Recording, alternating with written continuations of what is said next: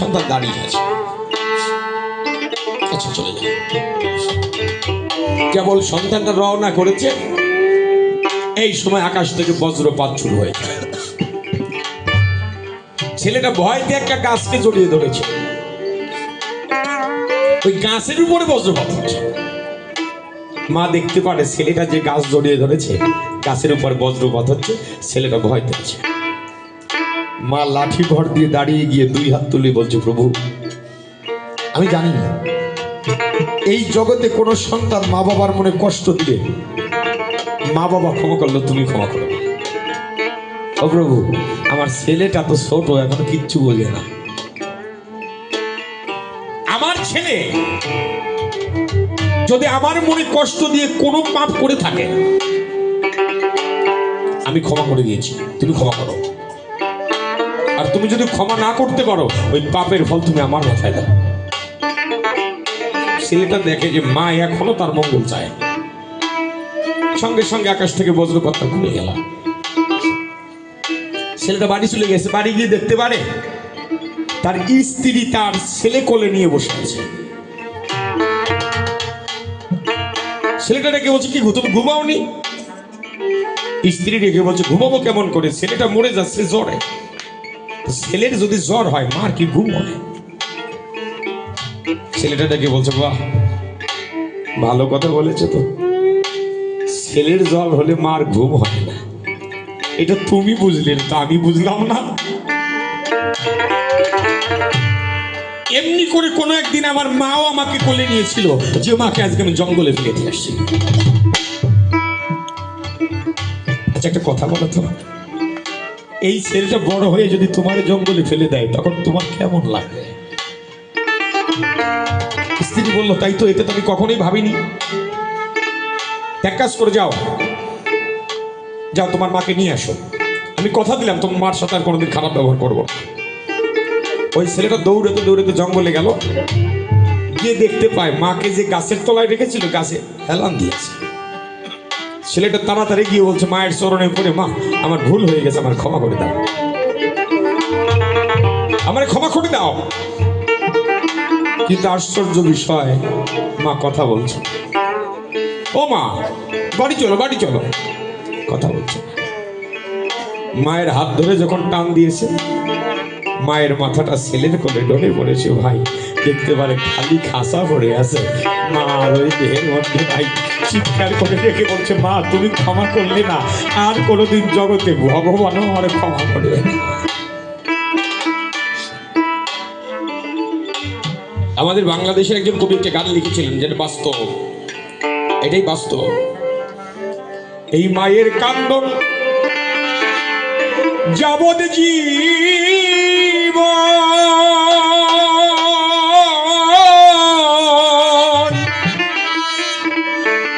দুই চারি মাস বোনের কান্দন রে, ঘরের পরিবারের কান্দন কয়েকদিন পর থাকে না। দুঃখের দরদি আমার জনম দুঃখী মা,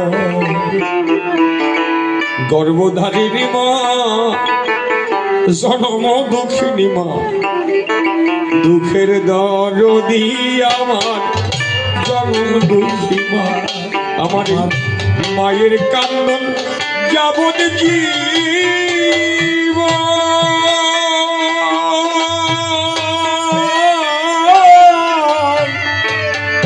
ওরে দুই চারি মাস বোনের কান্দন রে, ঘরের পরিবারের কান্দন কয়েকদিন পর থাকে না।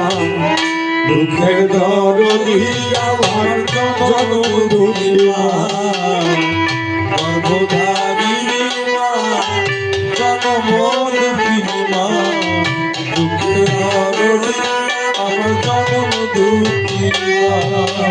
আরে 10 মাস 10 দিন মায়ে গর্ভে দিচ্ছে খাই, রক্ত মাংস খাইয়াই আমরা ভবে আইলাম ভাই।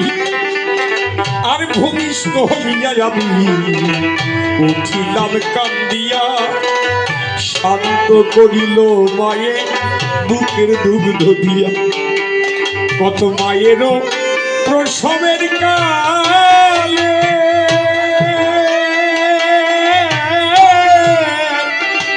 ওরে বুক ভেসে যায় নয়ন জলে রে ওই বাপ সন্তানের লইয়া কোলে ভোলে প্রসব যন্ত্রণা দুঃখের দরদি আমার জনম দুঃখিনী মা দুঃখের দরদি আমার জনম দুঃখী মা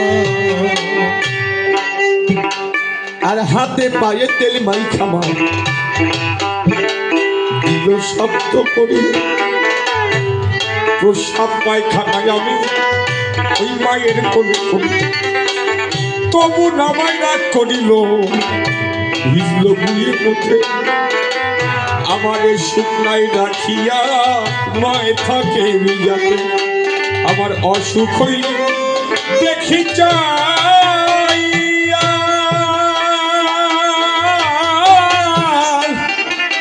আমার মায়ের রইছে বিছানায় বইয়া রে বলে আমায় তুমি যাও গো লইয়া সন্তানের নিও না দুঃখের দরদি আমার জনম দুঃখী মা গর্ভধারী মা জনম দুঃখিনী মা দুঃখের দরদি আমার জনম দুঃখী মা ল্যাংড়ায় তোর কানা খোড়া হইলে মায়ের ছেলে ধুলা মাটি ঝাড়া দিয়া টান দিয়া লয় কোলে আর এই পুত্র যদি কুপুত্র হয় মায়ে নাহি ফেলে শতই অপরাধ গোপন রাখিয়া মায়ে তারে পালে ওগো তোর বিপাকে যদি কারো সন্তান মারা যায় পাড়া পড়শি না জানিতে আগে জানে মায়ে তাই সরকার সহায় আলম ভেবে বলে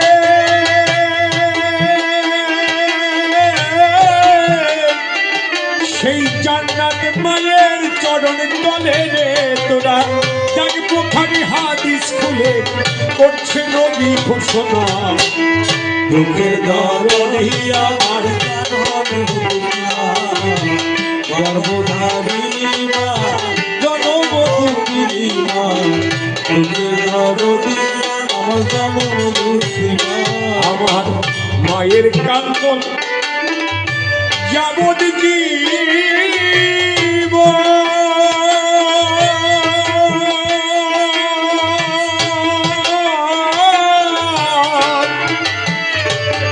ওরে দুই চারি মার বোনের কান্দন রে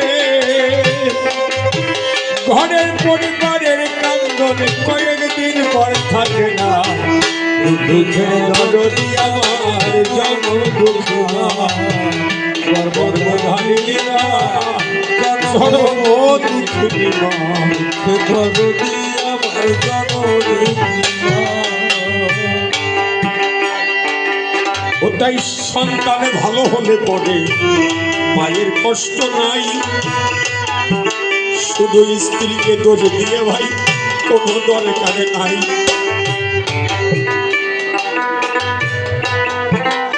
এই জগতে কোন সন্তান যদি এক ফোঁটা চোখের জল মা বাবার চরণে কে বলে স্বর্গ কে বলে নরক কে বলে তা বহুদূর মানুষ এতেই স্বর্গ নরক মানুষ এতেই সুরেশ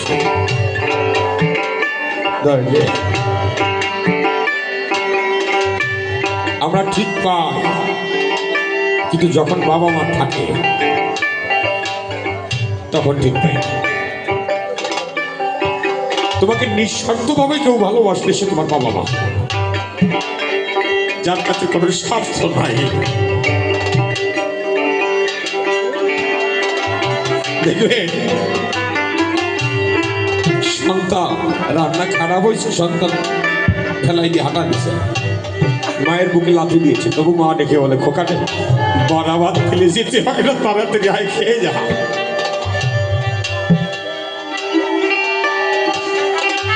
তাই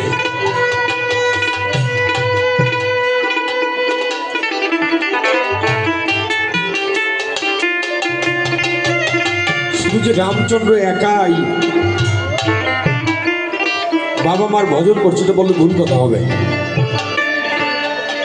বৃন্দাবনে শ্রীকৃষ্ণ গোপাল আপনারা সবাই জানেন নন্দ মহারাজের পাদুকার বোঝা মাথায় নিয়ে ঘরে রওনা দিয়েছে। ছোট গোপাল নন্দ মহারাজের পাদুকার বোঝা মাথায় নিয়ে রওনা দিয়েছে। যশোদা ডেকে বলেছে, মহারাজ কেমন কাজ করলেন? এইটুক বাচ্চা ওই পাদুকার বোঝা মাথায় নিতে পারে? গোপালের কাছে গিয়ে তাড়াতাড়ি বলছে, গোপাল রে, তোর যদি কষ্ট হয় তুই তাড়াতাড়ি করে ওই পাদুকাটা নিয়ে ঘরে যা। গোপাল ইশারা করে ডাক দিয়ে বলছে, মা তুমি জানো না, আমি যত তাড়াতাড়ি ঘরে যাব তত তাড়াতাড়ি বাবার চরণ ধরি আমার মাথা থেকে নেমে যাবে। আমি যে ভক্তের চরণে কত ভালোবাসি, আমি যুগে যুগে কৃষ্ণ কালো শোষে এই ভক্তের চরণ ধরি কাঁদি পৃথিবী। এই জগতে যারা আছে এই বাবা মা তাই প্রত্যেকে যুগে ভগবানকে অবতার রূপে পাই। সব ভগবান পিতা মাতার চরণে পূজা করে। এই কথাটা বলে গেলাম আমি পদ্ম সভার করে। শ্রীকৃষ্ণ যোজনে ছিল পিতা মাতার দিলমা, তোমার কাছে ভাগবত থেকে দিয়ে যাই প্রমাণ। সবকিছু করতে হবে। তোমার স্থূলের ঘরে গুরু পিতা মাতা, প্রবর্তকে দীক্ষাদাতা, সাধকে উপাসনার গোসাই, সিদ্ধির ঘরের গুরু হচ্ছে রাধারাম। তোমার একে একে স্টেপ পার করে যেতে হবে।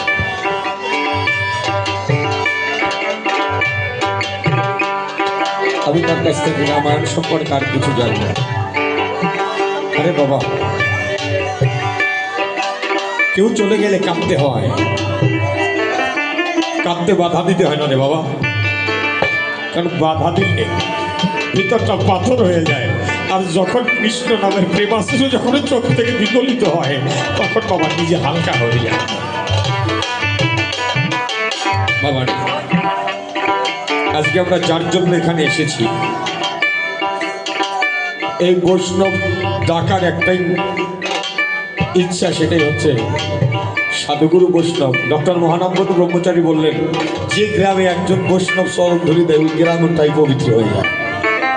আপনারা সাধুগুরু যারা আছেন, আমি সবার কাছে এই বাবার বিদেহী আত্মার মঙ্গল কামনা করব। আপনারা সবাই মিলে প্রভুর কাছে কামনা করবেন তার বিদেহী আত্মাটা যেন রাধা কৃষ্ণের চরণে পদ্মে স্থান পায়। এই জগতে যেন তার আর আশা যাওয়া না হয়। এই জগতে তার সন্তান আদি যারা সুখে দুঃখে সবসময় পাশে থেকে গোবিন্দ বচনা, তোমার কাছে এই প্রার্থনা।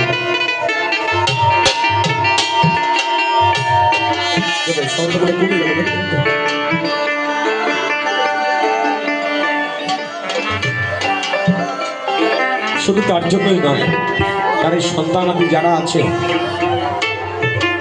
তারা যেন প্রতিটা বছরই এইরকম সাধুগুরু বৈষ্ণব ডেকে এনে একটু লবণান্ন দিয়ে অন্তত সাধুগুরু বৈষ্ণবের চরণ পায়। আপনারা সবাই আশীর্বাদ করবেন। কারণ সে যায়নি, তার অংশ রয়েই গেছে। শাস্ত্রে বলেছে, আত্মজয়াতে পুত্র, আত্মহত্যই পুত্রের সৃষ্টি হয়।